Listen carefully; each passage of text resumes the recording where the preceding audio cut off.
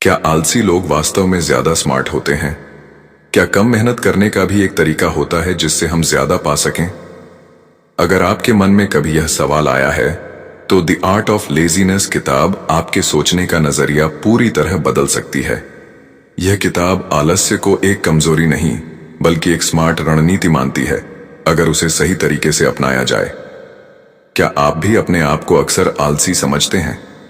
क्या आपके अंदर कुछ बड़ा करने की चाह तो है, लेकिन कदम उठाने की हिम्मत नहीं होती? अगर हां, तो रुकिए। शायद आप आलसी नहीं हैं, बल्कि आप वो इंसान हैं जिसने अभी तक स्मार्ट काम करने का तरीका नहीं सीखा। इस वीडियो में हम बात करेंगे उस पहले चैप्टर की जो हमारे सोचने का नजरिया पूरी तरह बदल सकता है। किताब कहती है, आलस्य एक बीमारी नहीं है, ये एक सिग्नल है, एक संकेत कि आपकी एनर्जी उस दिशा में नहीं जा रही जहां उसे जाना चाहिए।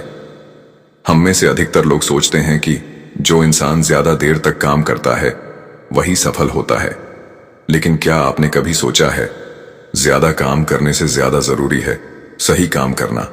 आलस्य अक्सर तब आता है जब हम ऐसे काम कर रहे होते हैं जो हमारे अंदर से नहीं आते, या फिर जिनका कोई मतलब हमें समझ में नहीं आता।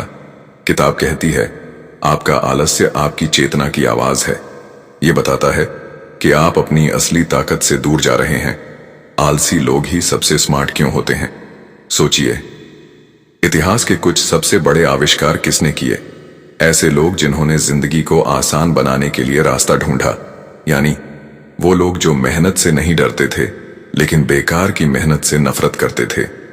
ऐसे लोग सोचते हैं कैसे काम को आसान और तेज किया जाए, और यही सोच उन्हें सबसे अलग बनाती है। आलसी दिखने वाला इंसान अगर सही दिशा में सोच ले तो वो अपने लिए एक ऐसा सिस्टम बना सकता है जो कम मेहनत में ज्यादा रिजल्ट दे। पहला चैप्टर एक बहुत गहरा सवाल पूछता है, क्या आपका आलस्य आपको रोक रहा है या आपको रास्ता दिखा रहा है? आपको बस एक काम करना है, अपने अंदर झांकिए और देखिए, क्या आप वो कर रहे हैं जो आपकी आत्मा चाहती है, या बस दुनिया के बनाए ट्रैक पर दौड़ रहे हैं? किताब कहती है, if you feel lazy don't जज योरसेल्फ, अंडरस्टैंड योरसेल्फ। अपने आलस्य को दबाइए मत, उसकी जड़ को समझिए। दोस्तों, इस पहले चैप्टर से हमें एक सबसे बड़ी सीख मिलती है।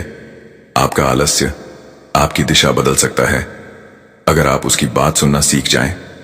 आलसी बनिए, लेकिन समझदार तरीके से। अपने समय और ऊर्जा को सिर्फ वहीं लगाइए जहां उसका असर सबसे ज्यादा हो, क्योंकि आज की दुनिया में सफल वही है जो मेहनत से नहीं दिमाग से खेलता है। अगर ये वीडियो आपको पसंद आया हो तो इसे लाइक कीजिए, शेयर कीजिए और कमेंट में बताइए, क्या आपने कभी अपने आलस्य से कुछ सीखा है? और अगले चैप्टर में जानिए, स्मार्ट आलसी लोग अपनी लाइफ कैसे डिजाइन करते हैं। क्या आप जानते हैं कि कुछ लोग बहुत कम मेहनत करके भी जिंदगी में आगे निकल जाते हैं, और वहीं कुछ लोग दिन रात मेहनत करते हैं फिर भी जिंदगी वैसी की वैसी रहती है? क्यों?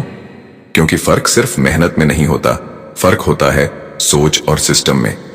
और यही सिखाता है द आर्ट ऑफ लेजीनेस का दूसरा अध्याय। स्मार्ट आलसी लोग अपनी लाइफ कैसे डिजाइन करते हैं। आलसी दिखने वाले लोग अक्सर बेहतर विजन रखते हैं। वे जानते हैं कि उन्हें क्या चाहिए, इसलिए वो बेवजह की मेहनत से बचते हैं। किताब में कहा गया है, smart lazy people don't run faster, they choose better routes. Smart आलसी लोग पहले सोचते हैं मुझे कहां पहुंचना है, फिर वो अपने रास्ते को ऐसे डिजाइन करते हैं कि वो बिना थके उस मंजिल तक पहुंच सकें। सोचिए, क्या आपने अपनी लाइफ का नक्शा बनाया है? अगर नहीं तो आप सिर्फ इधर उधर भटक रहे हैं, न कि आगे बढ़ रहे हैं। स्मार्ट आलसी लोग काम को खुद करने की बजाय एक सिस्टम बनाते हैं। वो हर रोज एक जैसे छोटे छोटे फैसले नहीं लेते, बल्कि ऐसे सिस्टम तैयार करते हैं जो उनका समय और ऊर्जा बचाएं। उदाहरण, दिन की शुरुआत में टू डू लिस्ट काम के लिए, टाइम ब्लॉकिंग रिपीटेटिव टास्क के लिए टेम्पलेट्स या टूल्स, जरूरी काम पहले बाकी बाद में। किताब में कहा गया है, discipline is not about will power, it's about creating systems that work for you. आलसी लोग खुद को बार बार मोटिवेट नहीं करते, वो अपनी लाइफ को ऐसे ऑटोमेटिक मोड में डाल देते हैं कि काम खुद ही होता चला जाए। स्मार्ट आलसी लोग हर काम के लिए हाँ नहीं कहते, वो जानते हैं कि हर काम जरूरी नहीं होता। उनका फोकस होता है कम लेकिन असरदार काम। किताब में एक शानदार लाइन है, learn to say no to good things so you can say yes to great things. ये सोच उन्हें मानसिक थकान से बचाती है और उन्हें क्लैरिटी देती है। स्मार्ट आलसी लोग जानते हैं कि आराम करना समय की बर्बादी नहीं है, बल्कि सफलता का ईंधन है। वो अपने ब्रेक्स को प्लान करते हैं ताकि उनकी ऊर्जा बनी रहे और दिमाग शार्प रहे।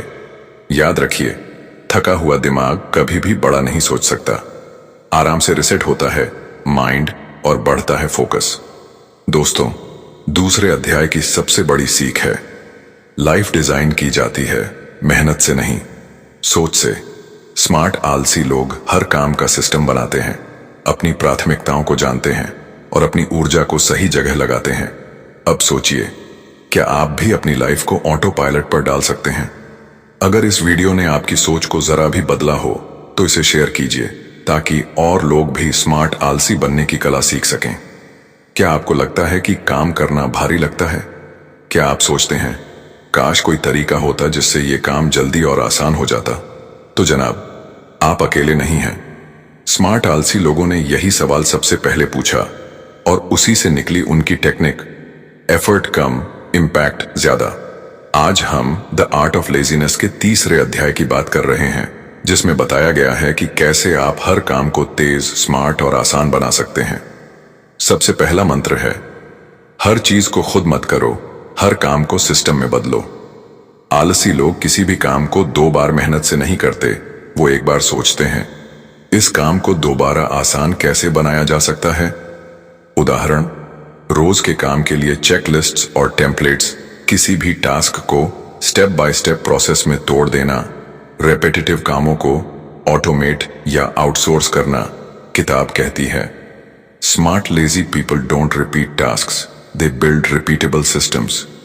ज्यादातर लोग टू डू लिस्ट बनाते हैं और उसमें 10-12 काम डाल देते हैं, लेकिन स्मार्ट आलसी लोग सिर्फ 3 काम चुनते हैं जो सबसे ज्यादा असर डालें। बिजी दिखना और प्रोडक्टिव होना 2 अलग बातें हैं। काम की लंबी लिस्ट बनाना अच्छी बात नहीं, काम की सही लिस्ट बनाना असली कला है। आलसी लोग टेक्नोलॉजी को अपना दोस्त बनाते हैं। वो जानते हैं अगर कोई टूल आपका 10 मिनट बचा सकता है तो वो आपके 1 घंटे जितना कीमती है। टाइम मैनेजमेंट के लिए Google calendar, notion, Trello task management के लिए, टोडोइस्ट, क्लिकअप फाइल हैंडलिंग के लिए, auto backups, folder systems, auto responses, email filters, shortcuts. किताब कहती है, use your brain for thinking not for remembering. Smart आलसी लोग परफेक्शन के चक्कर में नहीं फंसते, उनका फोकस होता है काम को टाइम पर खत्म करना, क्योंकि बार बार रुकना, सुधार करना, सोचते रहना, ये आलस्य का दूसरा रूप है। बेहतर है काम करो, सुधार बाद में करो। आलसी लोग सिर्फ समय नहीं बल्कि अपनी मानसिक ऊर्जा को भी बचाते हैं। वो छोटे छोटे फैसलों में दिमाग नहीं खपाते। Examples, same breakfast routine, fixed outfits, pre decided work slots. इससे उनका दिमाग फालतू बातों में नहीं थकता और वो क्रिएटिव सोच में लगा रहता है। दोस्तों, इस अध्याय की सबसे बड़ी सीख है, काम को आसान बनाना कोई आलस्य नहीं बल्कि बुद्धिमानी है। स्मार्ट आलसी लोग जानते हैं हर काम का सीधा रास्ता होता है, बस उसे पहचानना आना चाहिए। तो अगली बार जब कोई काम भारी लगे तो खुद से पूछिए, इस काम को आसान और तेज कैसे बना सकता हूं? क्या आपने कभी सोचा है कि आपकी जिंदगी के ज्यादातर रिजल्ट सिर्फ कुछ गिने चुने कामों से आते हैं? क्या आप दिन भर मेहनत करते हैं लेकिन असली सफलता हाथ नहीं लगती? तो अब वक्त है अपनी सोच को बदलने का। आज हम बात कर रहे हैं 80-20 प्रिंसिपल की, जिसे स्मार्ट आलसी लोग अपनी लाइफ का रूल बना लेते हैं। 80-20 नियम कहता है 80% रिजल्ट सिर्फ 20% एफर्ट से आता है। मतलब 80% प्रॉफिट कुछ 20% कस्टमर से, 80% स्ट्रेस कुछ 20% कामों से, 80% प्रोडक्टिविटी कुछ 20% एक्टिविटीज से। यही पैटर्न आपकी पढ़ाई, काम, रिश्ते और बिजनेस हर जगह दिखेगा। स्मार्ट आलसी लोग इस नियम को दिल से समझते हैं। वो खुद से रोज एक सवाल करते हैं, वो कौन से 20% काम हैं जिनसे मेरा 80% रिजल्ट आता है? फिर वो बाकी बेकार के काम छोड़ देते हैं और उन्हीं इम्पैक्टफुल कामों पर ध्यान लगाते हैं। कम काम, ज्यादा असर, यही तो असली स्मार्टनेस है। अब सवाल है, आपके वो 20% कौन से हैं? इसके लिए किताब कुछ बेहतरीन सवाल देती है। कौन से काम मुझे सबसे ज्यादा रिजल्ट देते हैं? कौन से काम करने पर मैं सबसे अच्छा महसूस करता हूं? किस काम को करने से मेरा समय, पैसा या ऊर्जा बर्बाद हो जाती है? जब आप इन सवालों के जवाब ढूंढना शुरू करते हैं, तभी आपको समझ आता है कि क्या रखना है और क्या छोड़ना है। आलसी लोग अपनी लाइफ को डिस्ट्रैक्शन फ्री बनाते हैं। वो जानते हैं कि हर यस के पीछे एक नो छिपा होता है। किताब कहती है, every minute you waste on low value tasks you steal from your high value life. इसलिए स्मार्ट लोग लो इम्पैक्ट कामों से दूरी बनाते हैं, जैसे हर नोटिफिकेशन चेक करना, फालतू मीटिंग्स, ओवर थिंकिंग। कम काम करने का मतलब आलसी नहीं, समझदार होना है। बहुत लोग सोचते हैं कि जो कम काम करता है वो आलसी है, लेकिन सच्चाई ये है कि जो समझदारी से काम चुनता है वही असल में आगे निकलता है। आलसी लोग बिना थके काम करते हैं क्योंकि वो सिर्फ वही करते हैं जो जरूरी है। दोस्तों, 80-20 प्रिंसिपल सिर्फ एक मैनेजमेंट थ्योरी नहीं है, ये एक लाइफ मंत्र है। अगर आप भी चाहते हैं कि कम मेहनत में बड़ा रिजल्ट मिले, तो आज से ही सोचिए, क्या मैं सही 20% पर काम कर रहा हूं? याद रखिए, कम काम करना गलत नहीं है, बेमतलब काम करना गलत है। अगर ये वीडियो आपके लिए आई ओपनिंग रहा हो, तो इसे शेयर कीजिए उन लोगों के साथ जो दिन रात मेहनत करते हैं लेकिन थक जाते हैं। कमेंट में बताइए, आप अपनी लाइफ के कौन से 20% काम पर अब फोकस करना चाहेंगे? क्या आपने कभी यह सोचा है कि आपके पास समय तो होता है लेकिन ऊर्जा नहीं? क्या दिन भर काम करने के बाद ऐसा लगता है कि अब कुछ और नहीं किया जा सकता? अगर हां, तो आपको आज एक ऐसी चीज जाननी चाहिए जो आपके पूरे जीवन को बदल सकती है। एनर्जी मैनेजमेंट, वो सीक्रेट जो आलसी लोग सबसे बेहतर तरीके से समझते हैं। हम अक्सर कहते हैं, मेरे पास टाइम नहीं है, लेकिन सच ये है, समय सबके पास बराबर है। फर्क है तो सिर्फ एनर्जी का। एक इंसान दिन भर 14 घंटे काम करता है और थक जाता है, जबकि दूसरा सिर्फ 6 घंटे में वही काम पूरा कर लेता है, क्योंकि उसने अपनी ऊर्जा को सही जगह लगाया। किताब कहती है, energy decides your output, not just time. Smart आलसी लोग कब और कैसे काम करते हैं? आलसी लोग जानते हैं कि हर वक्त काम करना प्रोडक्टिव नहीं होता। वो अपनी बॉडी और माइंड की नेचुरल एनर्जी साइकिल के अनुसार काम करते हैं। पीक एनर्जी टाइम, सबसे जरूरी काम, लो एनर्जी टाइम, छोटे और आसान काम। उदाहरण के लिए, कुछ लोग सुबह सबसे ज्यादा एनर्जेटिक होते हैं, डीप वर्क, प्लानिंग। दोपहर में हल्की थकावट, ईमेल्स, रूटीन टास्क्स। शाम को क्रिएटिव या लाइट वर्क। अब बात करते हैं उन चीजों की जो आपकी ऊर्जा चूस लेती हैं। इन्हें एनर्जी किलर्स कहा गया है। लगातार स्क्रीन देखना, हर नोटिफिकेशन पर रिएक्ट करना, नेगेटिव लोगों से बातचीत, नींद की कमी, बेमतलब मल्टीटास्किंग। स्मार्ट आलसी लोग ऐसे एनर्जी किलर्स को दूर रखते हैं, क्योंकि वो जानते हैं कम एनर्जी शान कम क्वालिटी का काम। अब जानते हैं कि आलसी लोग अपनी ऊर्जा कैसे बढ़ाते हैं। किताब में कई तरीके बताए गए हैं, जैसे हर 60-90 मिनट में 5-10 मिनट का माइंडफुल ब्रेक, माइंड को रिफ्रेश करना, शरीर को हल्का और एक्टिव बनाए रखना, दिन में कुछ समय बिना स्क्रीन बिताना, 7-8 घंटे की गहरी नींद। आलसी लोग कम काम करते हैं, लेकिन उनकी ऊर्जा का लेवल इतना तेज होता है कि वो एक समय में एकदम फोकस्ड रहते हैं। जब आप अपनी ऊर्जा को सही जगह लगाते हैं, तो हर छोटा काम भी बड़ी सफलता ला सकता है। यही कारण है कि कुछ लोग कम समय में बहुत आगे निकल जाते हैं, क्योंकि उन्होंने सीखा है कैसे अपने आप को रिचार्ज रखा जाए। दोस्तों, आज की सबसे बड़ी सीख है, अगर आप अपनी ऊर्जा को मैनेज नहीं कर पा रहे, तो आप खुद को ही बर्बाद कर रहे हैं। आलसी लोग सिर्फ आराम नहीं करते, वो अपनी एनर्जी को बचाकर सही जगह खर्च करते हैं, और यहीं से निकलती है उनकी सुपर पावर। अब आप तय करें, सिर्फ टाइम मैनेज करेंगे या अपनी ऊर्जा भी। अगर आपको यह वीडियो इंस्पायरिंग लगा हो, तो इसे अपने दोस्तों के साथ जरूर शेयर कीजिए, खासकर उन लोगों के साथ जो हर दिन थक कर हार मान लेते हैं। कमेंट में बताइए, आप अपनी एनर्जी सबसे ज्यादा कहां खर्च करते हैं और अब कहां फोकस करना चाहते हैं। क्या आप कभी बेमतलब बैठ जाते हैं और फिर खुद को दोषी महसूस करते हैं? क्या आपको लगता है कि कुछ न करना और समय बर्बाद करना? अगर हां, तो आज आप अपने सोचने के तरीके को पूरी तरह बदलने वाले हैं, क्योंकि आज का अध्याय कहता है doing nothing is also productive. इस किताब का आखिरी और सबसे गहरा संदेश यही है, आलसी लोग सिर्फ आराम नहीं करते, वे सोचते हैं। वो जानते हैं कि कुछ पल की शांति सबसे बड़ी क्लैरिटी लाती है। जब दुनिया भाग रही होती है, वे रुकते हैं और खुद से जुड़ते हैं। हमारा माइंड एक मसल की तरह है, अगर उसे रुकने और रिलैक्स होने का समय नहीं मिलता तो वो कमजोर पड़ने लगता है।